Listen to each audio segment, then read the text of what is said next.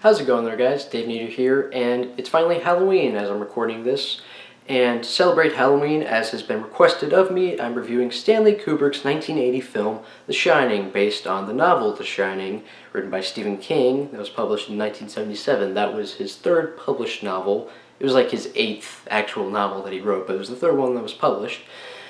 And obviously, The Shining, both the novel and the Stanley Kubrick film, are incredibly popular. You know, The Shining is proclaimed to be one of the greatest horror films of all time, and it's a perfect film to review for Halloween. Let's get straight to the plot synopsis. The film centers around Jack Nicholson, who plays Jack Torrance, Shelley Duvall, who plays Wendy, and Danny Lloyd, who plays Danny Torrance. I always thought that was kind of funny. Jack plays Jack, Danny plays Danny. Anyways, you get it.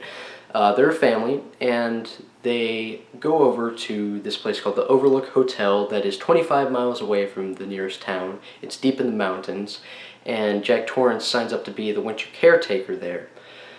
Because, you know, it's a good opportunity for his career. It's a great opportunity for him to finally, you know, power through his writer's block and actually get to work on writing a book, because he's been very inactive in regards to his writing, you know, so he's basically just an aspiring writer. And he's been a teacher to make ends meet. And of course, because, you know, Stephen King's story, and it's a famous horror film, things go wrong quickly. Jack, as he's there in this hotel, just the three of them, things start to go wrong in his head, and he starts to act strange and treat his wife with increasing levels of cruelty that isn't really deserved, and he's acting creepy, and he just starts to go a bit nuts. And they all start to suspect that very strange things are going on in this Overlook Hotel, and also with their son, Danny Torrance, and the film just goes from there. And of course you have The Shining. I'm going to go into spoilers. I'm going to go fairly in depth with this review. I'm going to do my best to, you know, kind of sort of analyze the film. You know, I mean, you know, I'm certainly not Rob Ager, so I'm not going to go quite that in depth, but, you know, I'm going to give my thoughts.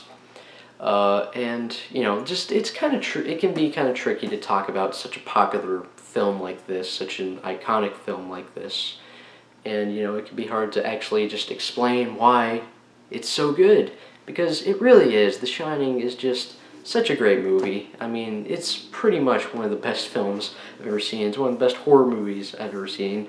One of my favorite films of all time. And, you know, I've been wanting to talk about this for a while, and now I get to. So let's start with the acting. Jack Nicholson is Jack Torrance. You know, I probably don't have to tell you, but still, you know, just gotta talk about it. Jack Nicholson is so good.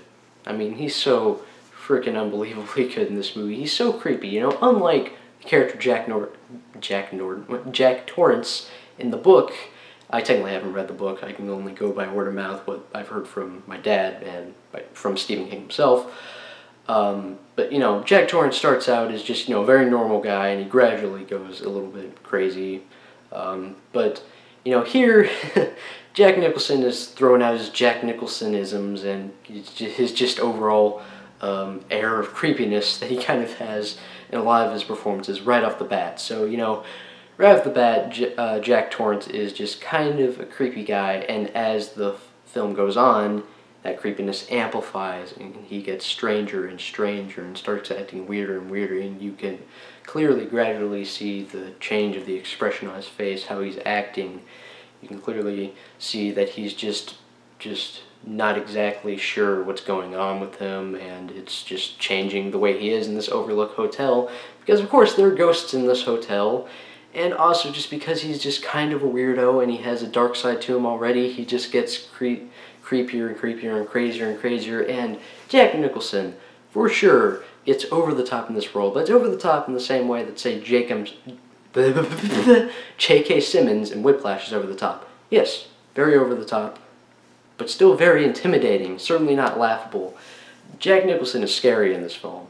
He really is, right off the bat, but also he just, by the end, he's just really, really haunting and creepy and scary. And he just has such an air of evil. Like, you just look into his face and you're like, that man is evil, and you should get away from him right now. And you're really rooting for Wendy and her son Danny to get away from him. And yeah, just, you know, Again, I don't really have to say it because you probably already know, but Jack Nicholson is amazing in this role. He's scary, has so many memorable lines. Of course, there's "Here's Johnny," but for whatever reason, probably my favorite line from him is when he first busts a hole through the door going into their room, and he goes, "Wendy, I'm home." I don't know why, just his delivery of that line was both really funny and pretty scary. You know, Jack Nicholson, he's amazing as Jack Torrance in this movie. Shelley Duvall, she's been criticized. Some people call her just a bit too much of a damsel in distress, and that she whines too much, and she's just a weak-willed woman, and that it's misogynist and offensive to women. I'm gonna have to disagree. I mean, you know, as Jack Torrance is talking to Grady when he's locked in the pantry, I mean, Grady himself says, like, yeah, your wife's a bit more resourceful than we thought she would be. You know, she beans him over the head with a baseball bat, she cuts his hand, she does save her son, after all. I mean, of course, Danny is very resourceful himself, but, you know, they outsmart Jack. And just Shelley Duvall, you know, when she's not screaming and crying at the end of the movie, she's just very likable, very charming, just seems like a very sweet person, and just the way she delivers her dialogue, you know, like when she's talking to that doctor at the beginning of the movie, you know, she just seems like such a likable person. You're really rooting for her to survive by the end of the film. And of course, you know, just one of the main things is in the movie is just this family is falling apart, and you know, just she's just so saddened to see her husband just becoming a lunatic, becoming insane, and actually wanting to kill her and her son. And so, you know, that's why she's kind of a nervous wreck by the end, and it's understandable. And again, you like her character, so you really want her to survive. And again, you know, it's not like she's just sitting there going, ah, and crying. You know, she takes initiative. She helps her son to get out of there. And, well, yeah, I love Shelley Duvall as Wendy in this movie. Danny Torrance, played by Danny Lloyd. I mean, one of the best child performances ever. Probably ever. Yeah, he's amazing in the film.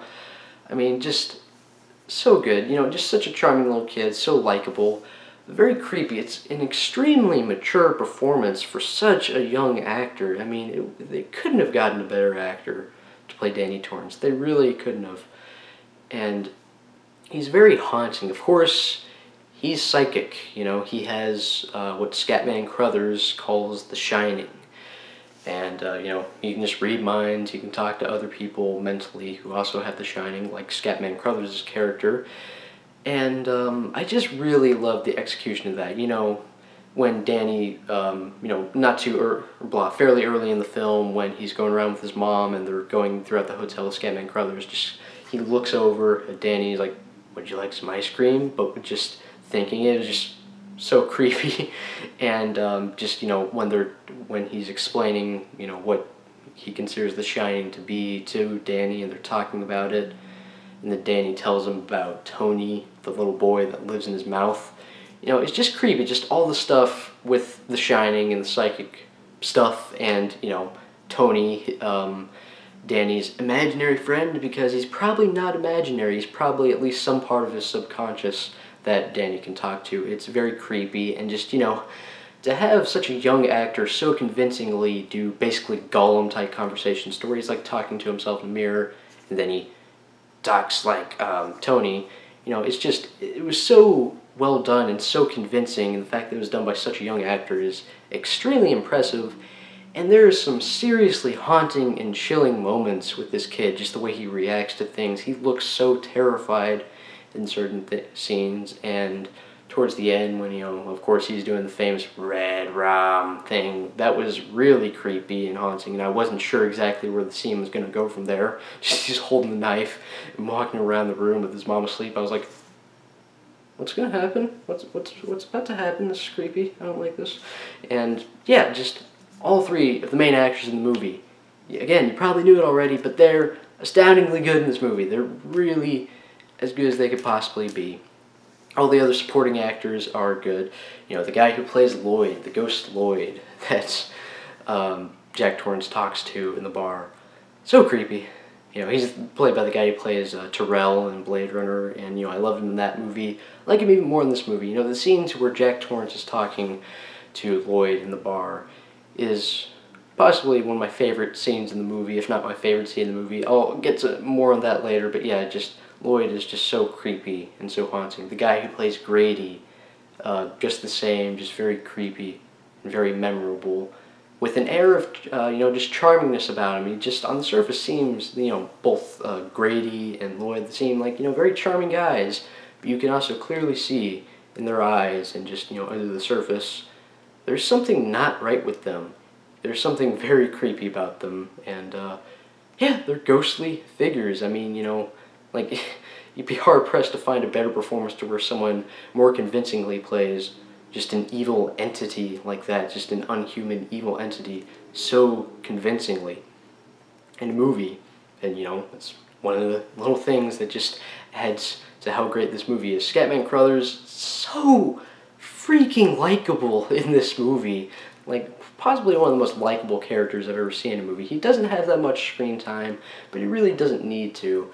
And, just when he's talking to Danny about The Shining, just, such a nice guy, really likable. And, of course, later in the film, he becomes more significant. He's contacted by Danny, and he tries to help them at the Overlook Hotel because he senses that something is wrong.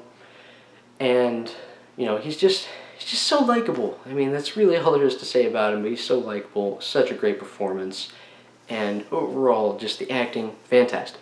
The dialogue in this film is also great because it's definitely a talking movie. There's a lot of talking scenes. It's a slow burner. It's so well written, so well delivered. It really just kept me engaged the entire time. It's just great, great dialogue. Memorable too. I mean, of course, there's a lot of memorable lines in the movie with Jack Nicholson as Jack Torrance. But enough about the acting. I've been on that for a while. The acting and the dialogue. Okay, let's talk about Stanley Kubrick's direction and the cinematography in this movie.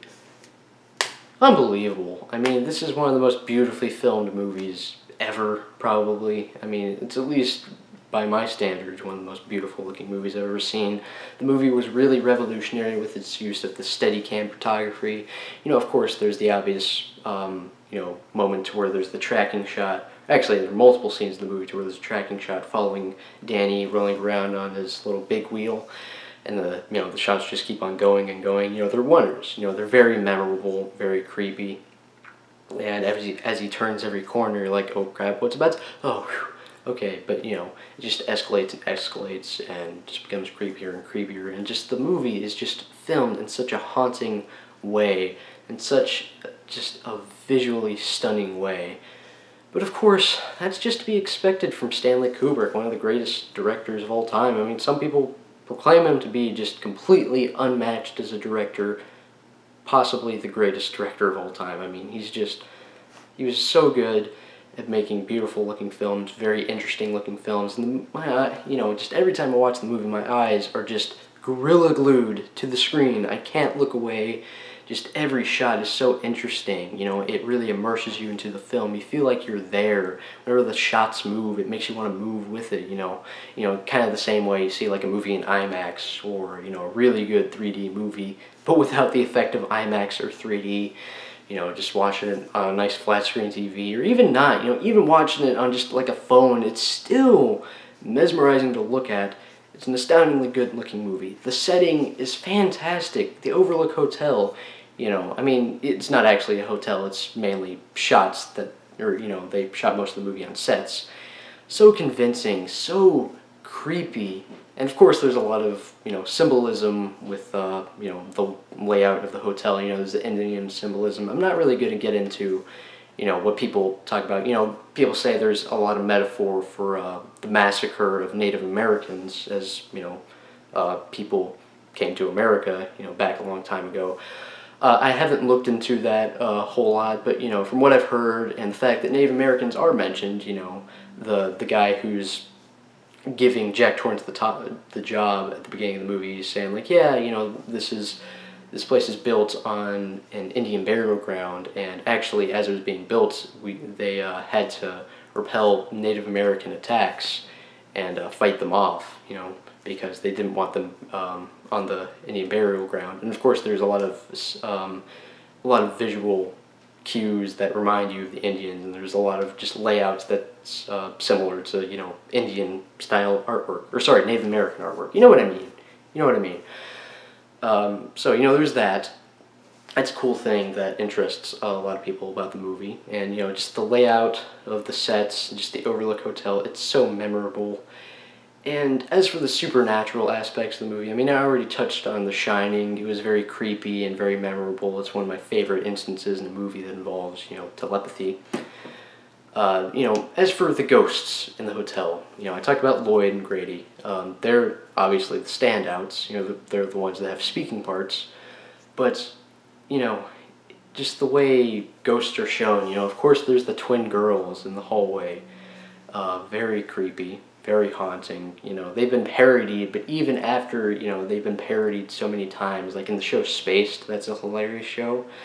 Even after seeing it made fun of so many times, it still creeps me out whenever I see it, whenever they encounter Danny Torrance. They're scary, and of course, Room 237. I mean, that scene scared the shit out of people, when they saw it in theaters back in the day. And, yeah, it still does for me. It's a scary scene. It's such an unnerving scene. I'm not, even though this is a spoiler review, I'm just not going to get into that. It's just such a haunting and chilling and such a memorable scene that really sticks with you after the movie's over.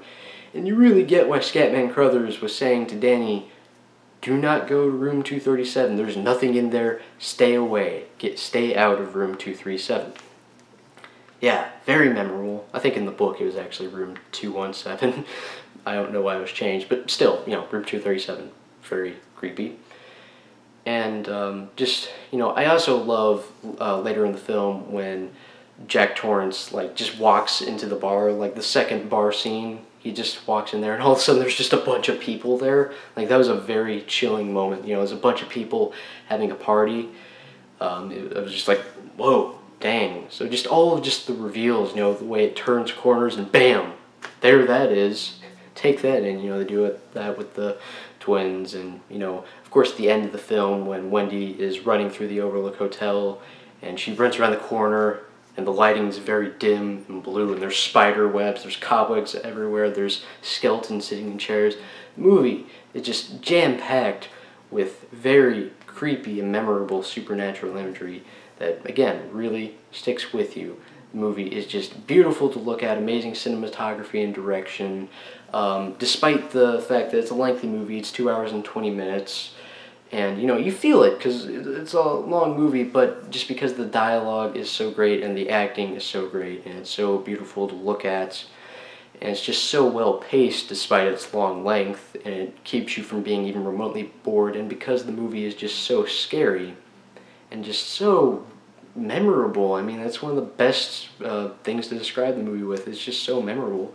Just because of all these things, they just add together, make it a great movie. But let's, one specific thing I want to talk about, let's talk a little bit more about Jack's turn to the dark side, so to speak.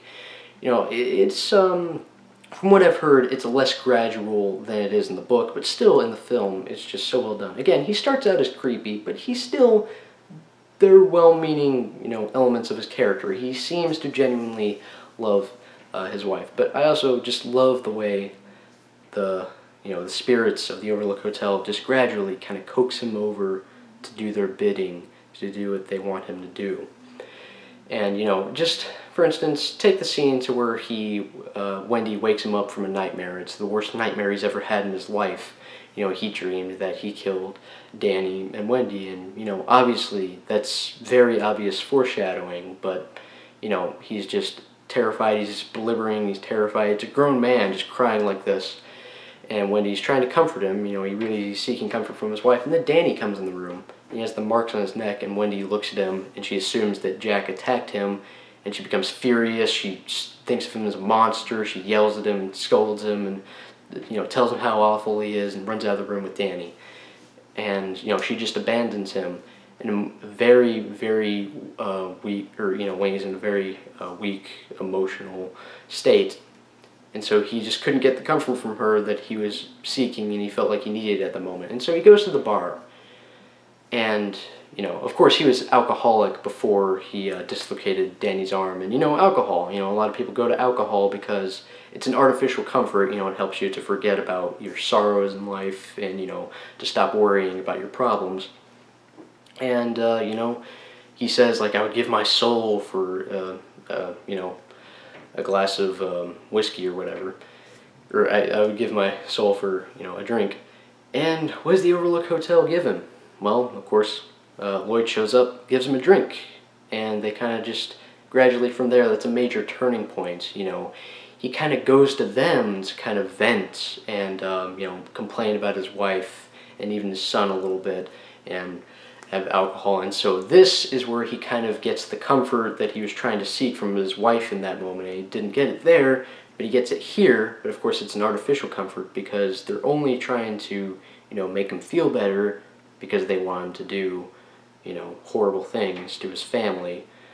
And, you know, then after that, before the second bar scene, he gets in an argument with his wife, very furious. Like, how dare you want to take Danny away from here? Okay, this is a big deal. I have a duty here. I have a duty to the Overlook Hotel, and I have to stay here. You're not going to mess this up for me. So then he storms off in rage. Of course, that's the scene I mentioned where all of a sudden there's a bunch of ghosts partying in, you know, around the bar, and it's just really striking. Like, oh wow, it catches your attention instantly. And he goes there, talks to Lloyd a little bit more, gets another drink, and then, you know, again, like he was saying in that scene before, like he has a duty to the Overlook Hotel and he can't just abandon it. And then when he's talking to Grady, after interrogating him a little bit, Grady, you know, drops the charade of niceness and gets a bit more haunting. And he says, you know, your wife and especially your son Danny are kind of starting to mess things up for us. Your son Danny has a gift and he's contacting outside assistants. So I think you need to correct them. It's your duty to the Overlook Hotel to do your job here. And so again, they coax him and they gradually make him feel as if, you know, murdering his wife and son is what needs to happen, what, you know, they have to do. Or what he has to do. And just, I really like the way it's done. It's just so creepy how, you know, he gives in to what the spirits of the Overlook Hotel want him to do. You know, they bend his mind, you know, to their will. And, yeah. You know, so obviously this isn't like the most deep analysis ever. You know, again, I'm not Rob Egger, but still, you know, I'm just trying to tell you guys how much I love this movie. This is such a good movie. You know, every time I see it, I just can't stop thinking about it for a while. It's an amazing film, and I think it's pretty obvious that, yeah, this movie gets an A+. It's scary, amazingly beautiful to look at, one of the most beautifully filmed films I've ever seen. Some of the most memorable acting I've ever seen in a horror movie. The setting is perfect. It's everything that you want to see. And also, you know, I love horror films that take place in a snowy setting, like, say, The Thing, you know, and towards the end of this film, or no, not even the end of this film, throughout a large portion of the film, you know, it's a snowy setting. And, you know, so it adds to, you know, that's always something that I appreciate, and it's done perfectly here as well, especially in the end of the movie when they're actually going out in the snow and the extremely intense scene to where Danny's being chased through the maze by his dad. You know, just very intense, scary film, incredibly well paced, great dialogue, never boring for even just a solitary second.